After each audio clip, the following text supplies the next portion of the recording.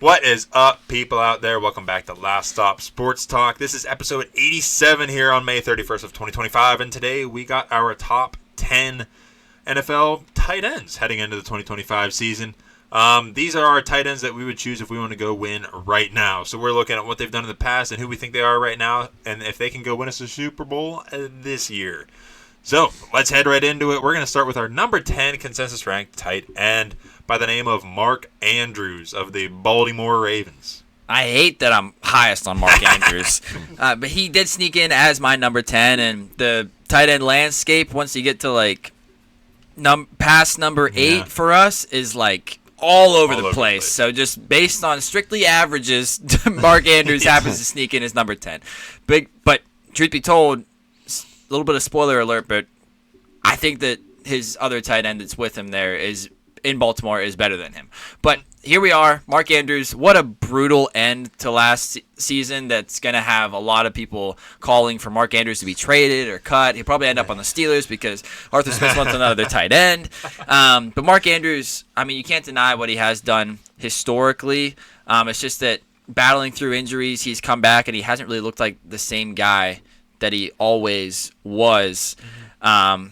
And you're always just kind of put up there against Isaiah Likely because whenever Mark Andrews does leave, he misses a game, Isaiah Likely comes in and he puts up something crazy like 80, 90, 100 yards. And Mark Andrews is obviously the better blocker, and he has been for multiple years. He has been the number one receiver for Lamar Jackson to go to, and he has been that steady force at tight end. Fantasy tight end one season he had snuck in there somewhere. But Mark Andrews, I guess the taste that is left in my mouth is just kind of sour on Mark Andrews, just watching him drop some possible game-winning touchdowns or 2-point conversions. And now I do still think he is deserving of top 10, obviously, because he is just a great all-around tight end in the NFL and has been since he came into the league. But it's just in comparison to the guy who's with him. As far as explosiveness and big playability, I think that Mark Andrews kind of lacks it now as he's getting older. Yeah, the biggest thing for Mark Andrews for me is, number one, age, like Keen just said. Number two, how does he recover after a full offseason from this Achilles injury? Last season, he was our tight end 3. This season dropped all the way down to 10, mostly because injury and Isaiah Likely's kind of taking some of his receiving role now. But I do think the talent is still there should he be healthy this season. Yeah, I think so too. And this is, I think he deserves to be up here just because of his all-around ability. Because we get into tight ends, we've talked about quarterbacks, running backs, wide receivers. Their roles are different than the tight end. The tight end has more of a role in the blocking game, the run game, and just more of an all-around type player. And I think that's why Mark Andrews still deserves to be up here. Sure, he may not be his same receiving self that he once was. I think we can all agree on that. But I think he's still got the football smarts to know where he needs to be on the field to help out his quarterback or help out blocking or to do anything on the field. So that's why I think he still deserves to be up here. Moving into our number 9, his running mate, Isaiah Likely from the Baltimore Ravens. Yeah, last season, Kian had Isaiah Likely as his tight end 10, and I remember that was kind of like what are you doing, Kian? What's wrong with you? Man, did we all eat our words, because now Isaiah Likely is my tight end 6, almost made him tight end 5. I love this guy. I think he is so underrated, and I wish that he went to a team where he could be the clear tight end 1 because he showed his great receiving ability. There was a couple weeks there, especially towards the beginning of the season, he was the go-to guy for Lamar Jackson, and he was making it happen in the 2-minute drill, at the goal line, in the red zone, wherever it may be. He was a great receiving threat. He can separate, he can go up and high point the ball, make contested catches. But the thing that really solidified him in the top 6 for me was how great of a lead blocker he was this year for Derrick Henry. There was highlight after highlight of him leading through the hole and just absolutely blowing a guy up, whether it be a linebacker, safety, corner, whatever it was. He was even holding his ground against some edges and defensive linemen when he had to. He impressed the hell out of me in his blocking game this season. That little bowling pin looking rear end he has, it's like that thing off of Mario Super Slugger. It's a girl with the yep.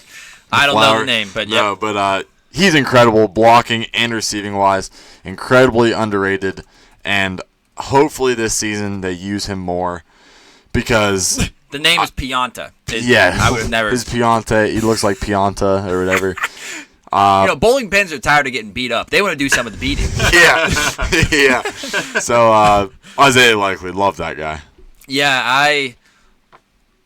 I felt really good last season after week 1 because I was like, boom, there it is. Because Isaiah Likely went 12 targets, 9 receptions, 111 yards in week 1 against the Chiefs. Should have had a touchdown, half inch. He did have a touchdown in this game. Should have had 2. Should have had 2, yeah. Half inch. Yeah. What a game from Isaiah Likely. That should have been right. That win right there in week 1 for the Ravens should have catapulted them right to the Super Bowl. But Chiefs won, and that's when the Black Magic all started. But Isaiah Likely, as far as receiving threats in this top 10, I would put Isaiah Likely in the top 5 pretty easily. I'd say he'd be like 5. I was going to say top 4, but okay. Okay, yeah. Well, either way, yeah. I think Isaiah Likely, as a receiver, I know that Carson wasn't impressed with his blocking, but at the end of the day, he's not the great blocker. That's not what he's known for. Mm-hmm. He is the receiving tight end, and he is one of the best ones in the league at that specific thing. This dude irritates me, but I think it's in a good way because of his talent. Right, being a Steelers fan, yeah. Yeah, it's just like, all right, come on, we got the receivers locked down, we can clog up the hole, and it's like, up, he's throwing it, up, who's down there? Ooh, contested catch, Isaiah Likely. Yeah. So it's just he is a very talented receiver. I think that's his main part of his game. Obviously, his blocking was good, but I just didn't have him as high personally, just because of he hasn't done it as much as some of these other guys yet. Like, he did have a very good season last year. He had 477 yards. He only had 58 targets, so I think it's somewhat of a limited sample size for me personally. Get out of the way, Mark. Yeah. Mark. So that's just what I think, but he is obviously lightning rod whenever he's out there catching balls. Yeah, there are some nights when I'm down on myself, just kind of sad, not as hungry, and Reagan's like, Kean, what's wrong? I'm like, well, Isaiah Likely's career is just getting wasted away behind Mark Andrews of Baltimore. That's the truth of the matter. Get this guy on a team where he can be the tight end 1, or get Mark Andrews out of there. I want to see Isaiah Likely tight end 1 season because he is that skilled. I think next season when we're doing our rankings here, I think he's going to be a top 4 tight end. They better use him, man. Just make him the tight end 1 already, please. Yeah, he must be taking lessons from Patrick Ricard or something. I'm telling you, that lead blocking is 300-pound fullback, I bet, is a pretty good mentor to have. Yeah. He's smooth too. It's like a slow smooth, but it's a smooth. Yeah. I don't know how he gets open. Yeah. Yeah, that's good. Let's move to our number 8 consensus ranked tight end, David Njoku of the Cleveland Browns. This guy has really came out of his shell the past few years and became one of the became way more used than he was, and I think it's easy to see his ability whenever you watch him. With the Cleveland Browns struggles, as the Cleveland Browns do, this guy really shines in all aspects of the game, but obviously the receiving game. He is a freaking touchdown machine, or like a super big threat in the red zone. That's where he really excels. He's just that safety valve. He had 97 targets last year alone. Now, that's because Cleveland doesn't really have any receivers, but that's on 11 games, too. Yeah, on 11 games. This guy was used all the time, and he had good production to show for it. 505 yards. He had 5 touchdowns thrown in there, too. So that, I think, personally, he's got more blocking ability than Isaiah Likely, who we just talked about before. He's bigger, and he's strong. I think he's honestly a more talented receiver in my eyes. Maybe he's not as quick or anything like that, but just his play strength and his seemingly smarts for where he needs to be in the receiving game, I really like that about him. Yeah, one may say that he got lit on fire in the past couple of years. He doesn't need that face skin. Yeah. But I think he's an older school tight end, and I think that's why Cody loves him. Like Cody said, he's just reliable red zone threat. He's not super fast, not super flashy, but he's always somehow open, always comes down with a contested catch. Joe Flacco loves the guy. Man. And that's pretty high praise because that's Super Bowl winning Joe Flacco. Yeah. Joe Flacco loves him so much that he came back to Cleveland. Yeah. For Njoku, yeah. Only for Njoku. He's That's what like our reports tell us, at Yeah. least. Right. Yeah. He wanted to make sure that he was back for the big fireworks holidays too, so that he could make sure that David Njoku is like putting off these fireworks safe. Oh wait, he was grilling. He was grilling. Either He was way, cooking, yeah. either way, grilling holidays, Memorial Day, July 4th. Make sure that Joe Flacco's Yeah, there. Joe Flacco's mean on the grill. Yeah, too. Yeah. Get that guy a beer. Oh. Get him a case of beer. This guy, Joe Flacco, has side tangent. This guy definitely has a grilling apron. Oh, yeah. for 100%. sure, yeah. It's got a pocket for your spatula. It's got a beer holster. Oh, yes, Oh, and yeah. then the other side he's got his tongs. Yep. He's wearing one of those things that like the not vest, but like the straps of ammo. He's got like beers. Or like spices. Joe Flacco's definitely one of those guys that just like adds beer to every dish. He's just like grilling Grilling. burgers and he's like pouring it on the grill, like mac and cheese. Whenever his wife's not looking, he just like goes by and pours it in the mac and cheese a little bit. Like macaroni salad, His kid's lunch. fruit Cereal. salad, yeah. Adding it into his wife's like little like Stanley? Stanley, yeah, or like the little Protein shake? wine, yeah, protein shake. Wow. Side Kids tangent. cough syrup. Yeah. Get better, son. Another little PBR can fix. Yeah, You're right. He's got the Rambo beer holster. You're right. I should be in on David Njoku this year. I'm the one who's lowest on him. I think it is just because it feels like we have a lot of just athletic. David Njoku is the athletic style of tight end. It feels like we just have a lot of tight end talent in the league right now. Definitely. So that's what kind of pushed him down. Not that I hate Njoku, but I just think that there are years where he looks really good, and then there's like the next year where he just kind of like falls off a cliff. He's very kind of inconsistent, and It's kind of where these like this area of our rankings are at. right. Yeah. Just like inconsistencies, but guys who have all shown that they can be good tight ends, deserving of this. So David Njoku, I don't hate him here at number 8. Moving into our number 7 consensus rank wide receiver or tight end, Travis Kelce of the Kansas City Chiefs. What I do hate is that I'm highest on Travis Kelce, and I'm the one who has to talk about him here. Yes. Because last year, Travis Kelce was kind of pissing me off. For one thing, him as a person on the field, he's kind of a cocky prick. But there's a lot of guys like that in the NFL. But he also didn't really do a whole lot until the playoffs. Yeah. But because of that playoff run, recency bias in my head canon, I'm like, this guy, I think that I have him up at number 6, and I'm like, this guy, I feel like I know whenever he needs to turn it on, he will turn it on. It's going to be ugly. He's not going to look fast at all. He's going to look hella old, but he's going to work it's going to work in an aggravating way, much like Patrick Mahomes. It's not the prettiest thing, but somehow he makes it work, and Travis Kelce is right there, a big part of it, Batman and Robin.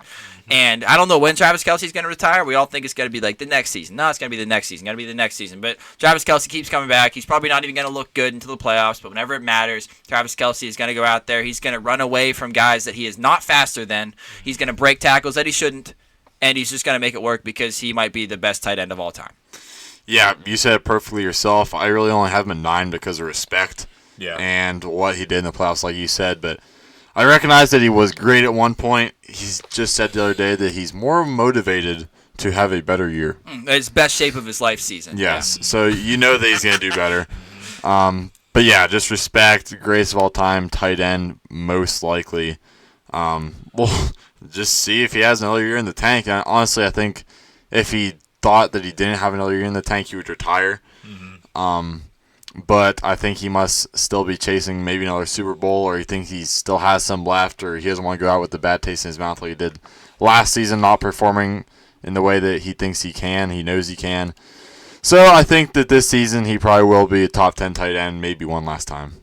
Yeah, I had him disrespectfully low. I mean, I just have him at 10, but it feels disrespectful just because one thing you can't deny about Travis Kelce still to this day is how incredibly smart he is at the game of football. And then paired with Patrick Mahomes is unbelievable. But this guy knows where he needs to be and all of the time. He knows where everyone else needs to be all the time. So that's what helps him excel, and that's what makes him so frustrating for us guys that aren't fans, but also like pretty cool to watch whenever you just see Travis Kelce finding every specific open area of the field. And like, we don't know how it happens, but he's just there all the time. So that's why I think he still does deserve to be in this top 10 easily. He's getting older. I mean, there's no doubt about it. That's what happens. But considering he's still super smart, I think, and just the guy that he is, Ohio guy, football guy, he's not gonna. Yeah, he's either gonna retire. He's not gonna let his game decline so much that it's gonna be terrible to watch on the field, I believe. So yeah, he definitely deserves to be up here for sure. This will be his age 36 season. He'll be turning 36. Wow. Is he the oldest in the league, or is there still some kicker? Aaron Rodgers. Is Mercedes Lewis still in the league somewhere? He's probably like 42 by now. Did the other tight end, big guy from Indy, is he still out there? Indy. Who? Alec Cox? Yeah, Mo Alec Cox. Oh, he's way younger. Really? Yeah. No. Yeah. Okay. Well, Aaron Rodgers is still possibly in the league, so. Possibly, yeah. Matt As far as Stafford. tight ends, he might be Matt oldest. Stafford? Matt Stafford's definitely older. Yeah, I was going to say he's probably Really? 37, 30, 38. I He's thought he like was way 38. older than he seemed, or way younger than he seems. Oh, whoa, wait. Mo Alec Cox is going to be turning 32 this year. Whoa, what? Yeah, Cody's right. Nah. I did not know that. I did not know that. Did not- Anywho. Yeah, let's see. I mean, the guys who might be competing with Travis Kelce for oldest tight end are like Austin Hooper. Nope, Austin Hooper's only going to be turning 31. Wow. Austin Hooper's young. Hunter Henry's only going to be turning 31. I thought these guys were like 35. Me Okay, too. yeah, he's probably clearly the oldest tight end. That's at least That's relevant. Yeah, I think so too. Crazy. Okay, let's move to our number 6 consensus ranked tight end, Tucker Kraft from the Green Bay. Yeah, our inconsistency list continues because Tucker Kraft, it was like he had some injuries, and then the tight end 1 role wasn't established on Green Bay for a little bit. And then Tucker Kraft really exploded onto the scene, showed that he can be that guy for Jordan Love. He's explosive. He probably gets a role because the receivers aren't anything special, but he still had a great season last year for him. He had 707 receiving yards in the regular season. 54 receptions, 7 touchdowns. And yeah, he's more of a receiving guy than blocking, but like I said, he's just inconsistent, and for him to step into this top 5, he's going to have a spectacular season and show that he can get close to that 900 yards or 800 yards or maybe even get 10 touchdowns and develop his blocking game and look more like George Kittle. But for right now, the best we can have him is number 6, and I think that's really high. I think he mostly has got there because the inconsistencies in our rankings. Yeah, consensus is 7.3. But, yeah, he's still pretty young, and he has lots of time to develop as well. So excited to see what Tucker Kraft can do in the future on Green Bay. He and Jonnu Smith were really competing last year for like the yards after catch kings. 65.8% of Tucker Kraft's receiving yards came after the catch this past season. That's wild. Wow. Took a lot of screens to the house that made me really yell some mean things about Jordan Love. But Tucker Kraft, he earned all those yards that he got. That's for sure. He is just a fighter, and coming out of, what was it, North Dakota State? South Dakota State. South Can never Dakota. keep those two apart. Yeah. South Dakota State Jackrabbits. He is. Yep. He kind of embodies everything that an FCS school like that is. Kind of got to fight for everything. Small town kid. Tucker Kraft is just a very good all around player that. I mean, if you want to compare him to guys in the draft this year, he kind of reminded me of like a Mason Taylor. Like, there's nothing about him that stands out, but he just kind of does everything well. Better after the catch than Mason Taylor, and just a better tight end as of right now than Mason Taylor. But that style of tight end, just kind of a do-it-all, keep my mouth shut, fight for everything. Tucker Kraft is that guy. Yep, I completely agree. A very good representation of a do-it-all type tight end, and I really like that. And I think he's only got room to grow in his game, and yeah, he just does a lot of stuff well. You guys said it well, and I agree with that. Moving to our number 5 consensus ranked tight end, T.J. Hawkinson. So this guy obviously got traded. He's had injuries or whatnot, but if we think back before the injuries, and I think he's still got the same abilities as then. He was dominant. He got traded from Detroit down to Minnesota, and he was a dominating force in Detroit. He was having standout seasons. He unfortunately had injuries in Minnesota, but I think he's still got that ability. I think T.J. Hawkinson for us is kind of the start of less inconsistencies and more dominant type gameplay, especially in the passing game, and can also get it done in the blocking game too. Yeah, in our rankings, T.J. Hawkinson is really the separator between the top elite four, and there's T.J. Hawkinson, then there's the inconsistencies. I think he's somewhere between, because like Cody said, he's shown that he can be in that top four, top five tier, but injuries and jumping around different teams, well, only 2 teams, but it's just kind of derailed his career a little bit because he was on track to be that elite tight end that everyone wants and needs.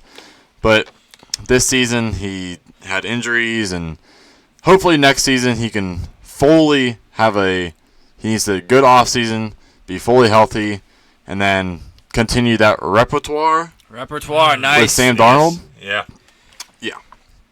Yeah, well, not with Sam Darnold, with J.J. McCarthy. Oh, J.J. McCarthy. Yeah, develop that repertoire with J.J. McCarthy. Right, that he had with Sam Darnold. Yeah, okay. T.J. Hawkinson is one of those guys who, if he is your number 1, number 2 receiving option on the team, you feel pretty good about that. Definitely, and yeah. there are some games where he is the number 2 option, obviously behind Justin Jefferson, but ahead of Jordan Addison in some games. And he has that kind of skill, of course, coming out of Iowa. They carry that name with them.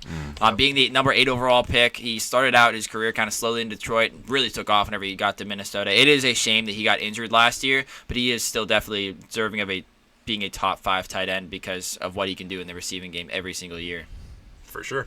Our number 4 consensus-ranked tight end, Sam Laporta of the Detroit Lions. We all remember him coming into the league and just all the hype around him, and I think he's lived up. He's a physical freak. He's another one of these guys that's big and should not be able to move the way he does.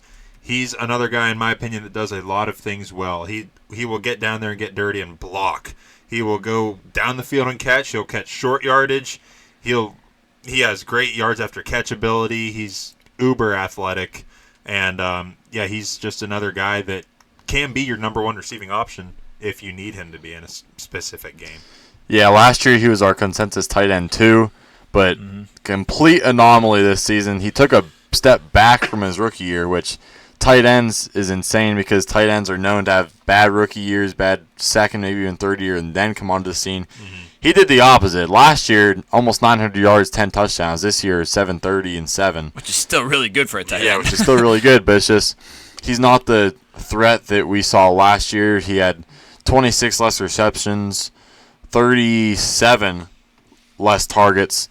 They just didn't use him as much as they did last year, and I'm sure that all of us wanted to see him used more, and I'm sure the NFL did too. It's hard not to love this guy. He's a Dan Campbell tight end.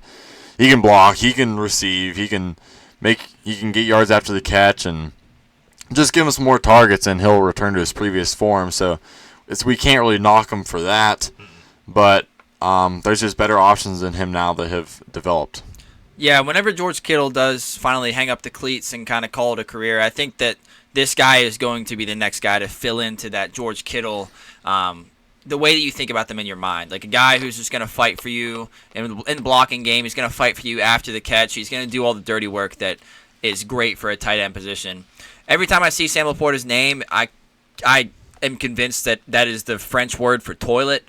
It's not. Yes. I just looked it up. It's toilette, not la puerta. La puerta. But Sam Laporta is anything but toilet. He's anything but ass. Yes, he's not cheeks. But ass. He's not cheeks. Well, cheeks are good sometimes. Cheeks are good sometimes. It's all about how you. Yeah, he's not the stuff that. He's not what's between the cheeks. He's right on the outside. Yes. He's the tight ends of the asshole. Oh. Keeps that asshole tight. Oh, okay. And that's what we want. Okay, guys. See you next week. And well said. Yeah, that's a good way to finish off Sam Laporta. That's a good way to finish. Yeah. All right, let's move into our top 3. The top 3 consensus ranked tight ends. Our number 3 here, we got Trey McBride of the Arizona Cardinals. Another guy that's really exploded onto the scene. 5, consensus ranked 5 last year. I had him at 4. I had him at 4. Kean at 6. And And he's developing into that go-to guy for Kyler Murray. He was debatably the number 1 receiving threat the previous 2 seasons over Marvin Harrison Jr. He was. Yeah, he works in the short area, sideline, 2-minute drill, got to have it. There's Trey McBride. And it seems like he only steps up whenever he has to. They don't use him just trying to... In the red zone? What am I trying to say? Like, outside of 2 minutes, it seems like they don't really use him. It's just like... They're trying to be creative. Let's get our receivers involved. Let's get this guy involved. Greg Dortch is there. James Conner. And then when it really matters, 2-minute drill, end of the game, third down, got to have it. They always go to Trey McBride. And I think that represents him well. He's reliable. He's great after the catch. Always has been. John Mackey Award winner. And it was only a matter of time. Like I said, with Sam Laporta, it was opposite. Trey McBride took a year or two to really develop behind Zach Ertz and then be that tight end 1, top 3 tight end in the league that we know he can be and knew he was coming out of college. I love watching him. He's probably, I would say, a top 2 receiver, tight end in the NFL. And he's not a great blocker like George Kittle is, but he is a strong receiver, and he can block just enough to get it done, kind of like Mark Andrews a little bit. Much like Tucker Kraft, how I said, I just love tight ends coming out of small schools. Trey McBride came out of Colorado State. And whenever the tight ends, just for the position, I love whenever the guy has, they feel like they have to fight for everything that they can get. And that's perfect for the tight end position. Trey McBride came into the league. He was the first tight end drafted in that draft class, but coming out of Colorado State, you know that nothing is guaranteed. And he had to sit behind Zach Ertz, much like our guy Ben Sinnott has to now. Yep. It's just kind of a rite of passage as you make your way into the NFL at this point for a tight end. But how old's Zach Ertz? That's a good one. I think 34. Yeah. 33, I do believe. Jeez, he feels so old.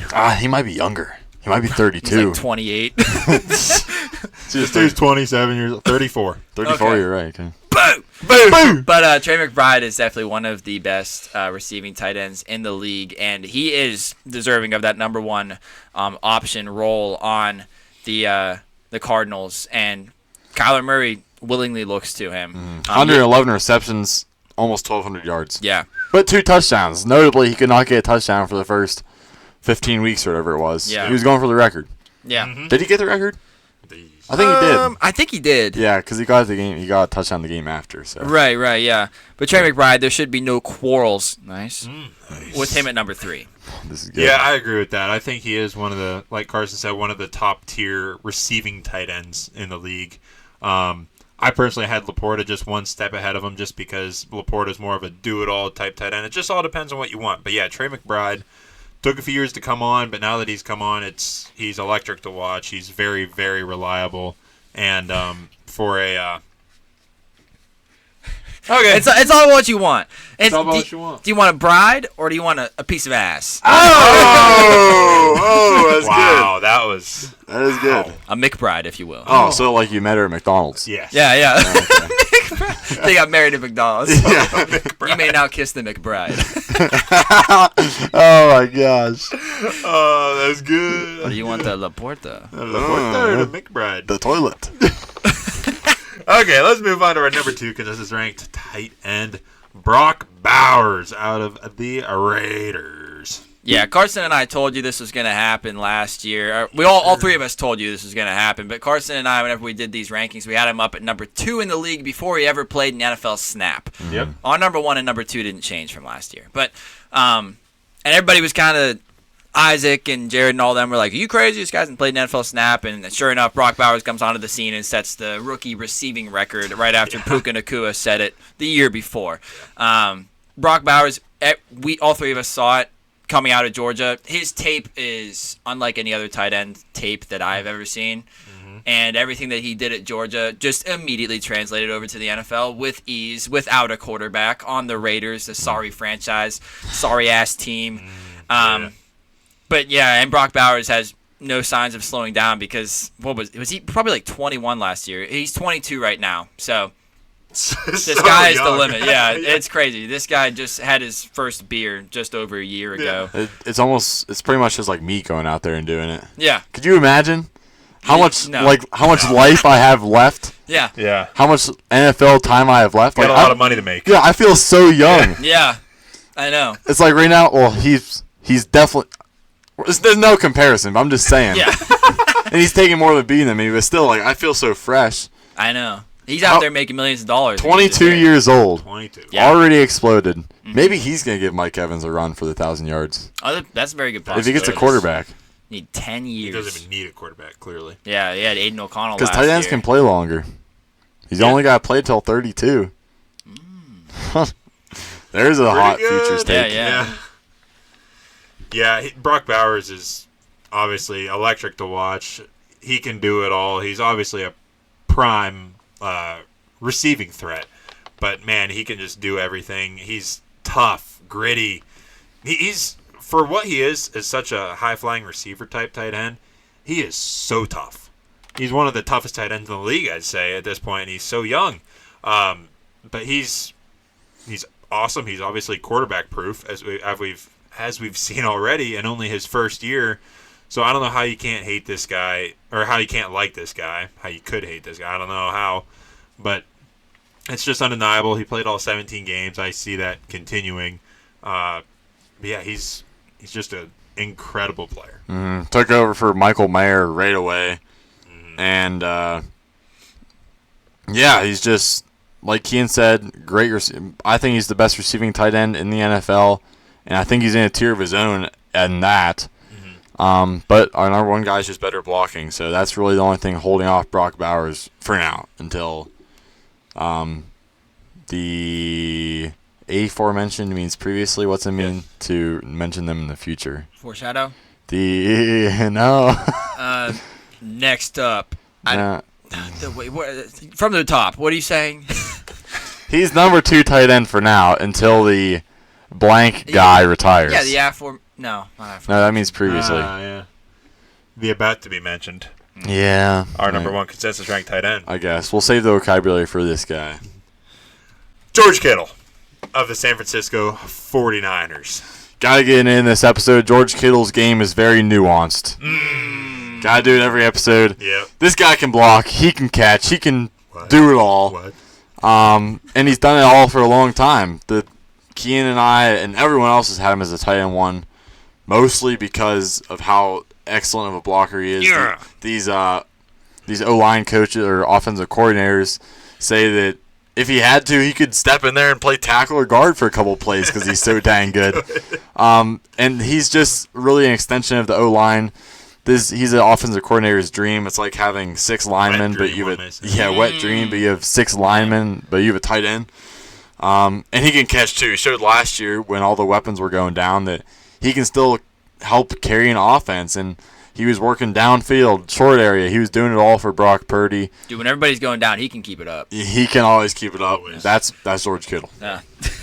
I love George Kittle. Everything that he is, I mean, every time that he's mic'd up, it's some of the best content you'll ever see. Him and Jameis Winston are right up there. He just is out there. He's the guy on the NFL field who I think has the most fun playing football. Yes. And 100%. he's playing one of the toughest positions there is, where you just have to hit people. And he loves every second of it. And whenever he's mic'd up, like if he gets smacked by an edge, he's like, oh! And he gets back up and he's like laughing with them and shaking their hand. He's just like having a great time. And he's breaking tackles, like out there like going whoop, whoop. He's awesome to watch. Still 1,000 yards whenever he's healthy. That is the only thing that you can say poor about George Kittle, is that he doesn't always stay healthy because he just throws his body into people Without a care in the world. Yes, Dan.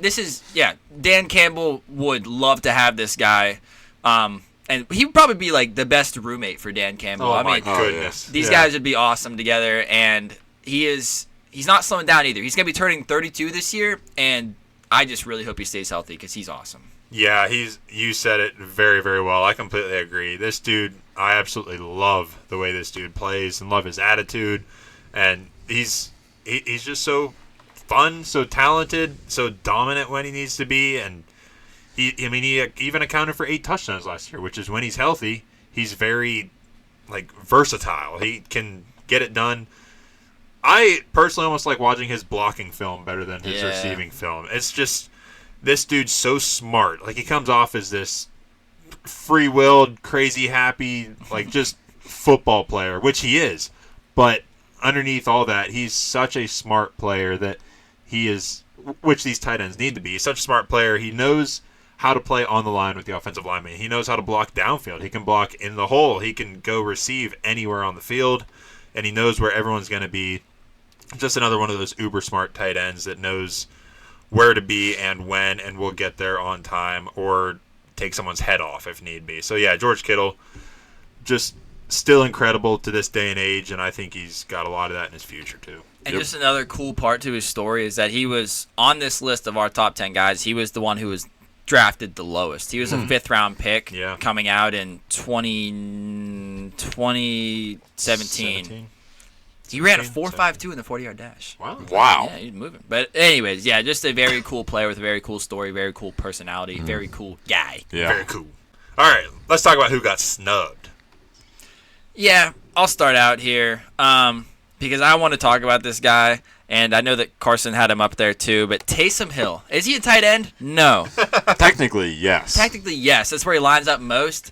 But I know that every single year, doesn't matter how old Taysom Hill gets, he is seemingly an ageless wonder with how he can break off of tackles and just make huge plays. But every single year, he's going to have one game where he scores, like, in fantasy terms, he scores like 50 fantasy points because he has like 3 touchdowns, 1 passing, 1 rushing, 1 receiving. He's going to probably block a punt in there, too. I was lucky enough to have him for those 1 or 2 games last season. Yeah.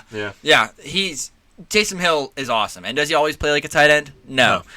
But as far as playmakers in the league, I feel like he had to be mentioned in one of these offensive episodes because he is one of the best ones. He's going to be turning 35 years old this year. 35 years old! I love Taysom Hill. Yeah, I have him at number 10 because he is so versatile. He can line up in the backfield, he can run, he can receive, he can pass, like Kean said, all these things. I do think he deserves a spot, but he's not a true tight end.